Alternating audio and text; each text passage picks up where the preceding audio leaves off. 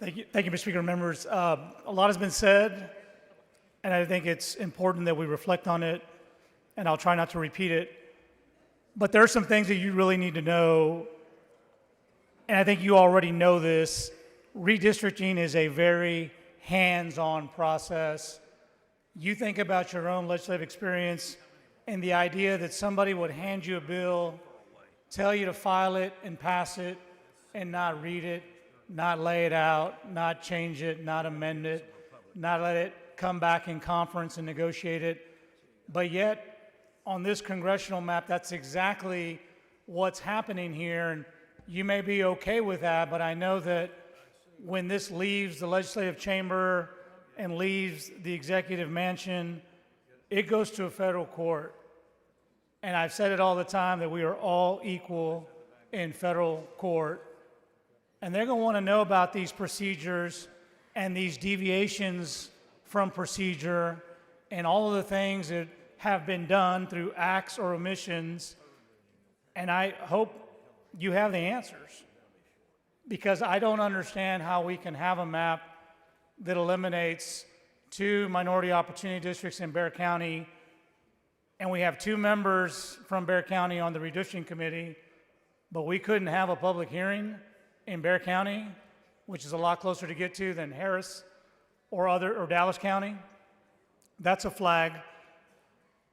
I've never seen a redistricting process where there was a lawyer appointed to represent only the views of the chairman and not the committee. I've been here long enough to see that happen before. That dog didn't hunt very well. Chair Darby will tell you about that. When he tried to represent that the lawyer for the redistricting committee only spoke to the chairman, both sides threw the lawyers out and almost the chairman. And we could not resume again until both sides had their own counsel so they could work through this process. That didn't happen here.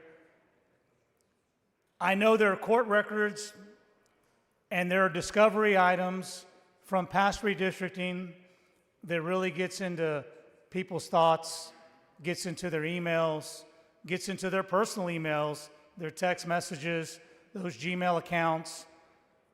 And I think what's happening here is because of those lessons, we have now removed this redistricting process from outside of this building, take it somewhere else, let this map be drawn, dropped into the committee, maybe a tweak or 2, perfecting amendments, and then brought to this floor where it's not going to be debated. And the first real question you ask, the answer is I don't know.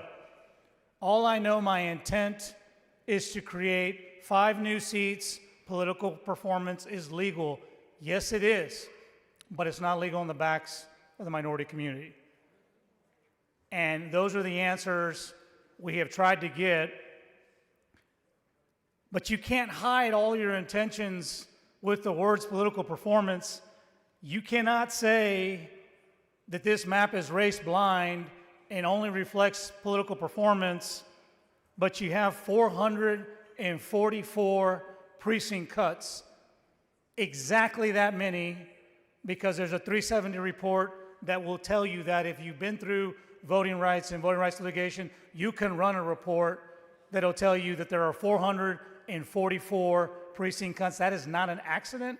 That is not a drafting error. That is a mission. That is a laser focus on drawing maps and redesigning precincts in the process to get to your mathematical outcome. No answers here. We are told that the chairman told the lawyers to follow the law, but then he asked you to table amendments saying that we would honor Section 2 of the Voting Rights Act. We will follow Jingles, which is U.S. Supreme Court case law. Told you we don't need those. We've told you, hey, if this outcome is very, very reminiscent of other things we've tried to do, courts will set this aside. Let's just revert to the current map. No, we're not going to do that either. I don't know how we can be so confident in our legislative work. Before we started the day, we were told that a court just set aside the 10 Commandment monument that was just passed in the regular session. So you tell me that the hearings are transparent, that our process was pure, but we are shielding from disclosure who's drawing the map, don't know the name of the lawyer, maybe know the name of the law firm, don't know where it's coming from, you don't have access to the lawyer, you don't even get a lawyer. Everybody who has taken this microphone and have given you their opinion as to what their lawyers have said, they are paying for them. But yet this committee and this chairman with a lawyer that reports to him and him only, the taxpayers get to fund that legal representation. Everybody else has to go at it on their own. That's not fair. That's not transparent. So what I'm curious about is, if you won't tell us what you're doing, if you want to shield from disclosure the very things that you think are going to get you in trouble, you have to understand that sometimes your actions by themselves will be the evidence that we will use when we get to take this to another forum. I'll give you a real good example. Just this morning, we started this debate. We were told by Chair Hunter that CD 18 was created to create a 50% black CVAP district because the current one didn't have it. Well, newsflash, CD 18 didn't need to be a black CVAP district by 50% because it already behaved like one. It performed like one. There was no need to change it. But this is the very thing courts will look at when they want to know, well, if you're getting into racial discussions about the CVAP of this district, what were you thinking? What went into that? Because the performance analysis will show that it did not need to have a 50% CVAP, black CVAP, to perform and have African Americans elect candidates of their choice. We were told, and you heard it from the previous closing argument from Rep. Gomez, that South Texas and Texas is becoming more and more of a Republican-leaning state with Latino voters. Okay, I'll take you at your word for that, except your actions say otherwise. Because we know CD 29 was already a 60% HCVAP district, but that was knocked down to a 40% HCVAP district, and instead, CD 9 was created with a 50% HCVAP district. So the two statements don't pencil. If Republicans and political performance do so well with Latinos, why not run a Republican in CD 29 with a 60% HCVAP? I'll tell you why. And every election outcome for the last 20 years will tell you why. And so you cannot claim that you're creating Hispanic opportunity seats when you are taking true performing citizen voting age population districts and replacing them with nominal districts that may not perform, because under that standard, CD 9, CD 29, CD 35 should all have 60% Hispanic CVAPs. And so again, for the 5 redistrictings I've seen, there have been the entire Texas delegation of Congress in this building. And in fact, we had one member today who wanted to come here, and they said, well, we can't let him on the floor because he has a vested interest in the outcome.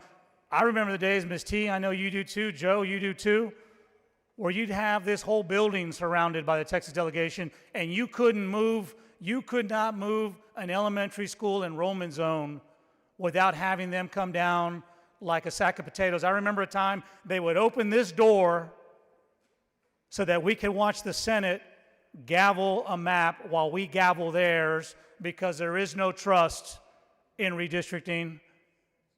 We have not heard a peep from the Texas delegation about what they think about this and all the lines that have been impacted, except for those who've objected. And yet we're to accept the fact that this process, as controlled from the outside, is a legitimate process, is a transparent process, is a public process. I think not. And so you can cast your vote however you want. The only thing I will tell you in closing is, if you remember that committee, don't delete your emails. If you participated in those discussions, don't delete your text messages. Because that's where we're going to go next. And like I said, you may win today, but we will have our opportunity in federal court. Whether you vote for this or not, you know it is wrong. There is a way to do this. And I don't think there's a single member in this body, all of you, both sides of the fence, we could lock this door like it's locked right now. We can fight all day. Nobody here is scared of that. Nobody here is scared of that. But to take this mic and to lay out this bill and tell the public that you're doing their work in a public and transparent and a fair process, and all you care about is just swaying political outcomes, that's not what this is. There is an easier way to do that. But you cannot and will not do that on the backs of the minority community. And that's why I object to this proposal, and that's why I ask and urge you to vote no. Chair recognizes Mr. Perez.